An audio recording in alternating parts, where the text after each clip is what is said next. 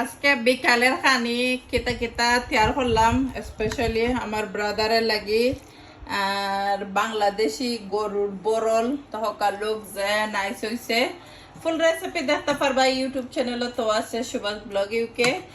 আর এখানে রূপসাদা ফিশ 3টা রাঁধছি মিডিয়াম সাইজের, আর রূপসাদা দিয়ে জুল দিয়ে একটা কারি বানাইছি। তো খার খার পছন্দের কারি কোনটা অবশ্যই কমেন্ট করবা। কেন খাটল বিচি দিয়া শাক দিয়া নাগা সপ্তাহ দিয়া একটা খাটল বিচির শাক বানাইছি।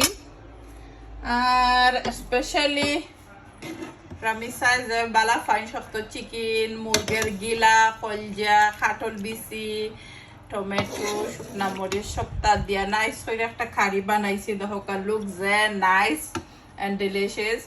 খার খার কোনটা কারি পছন্দর কমেন্ট করবা, কমেন্ট করতে একদমই ভুলবা না। আমার অনেক দর্শক ভাই বোনে আছেন সুন্দর কমেন্ট করেন, বিগ থ্যাংক ইউ। মাত কথাটা অনেক সময় ভুল ত্রুটিও কমার দৃষ্টিতে এটা দেখবা।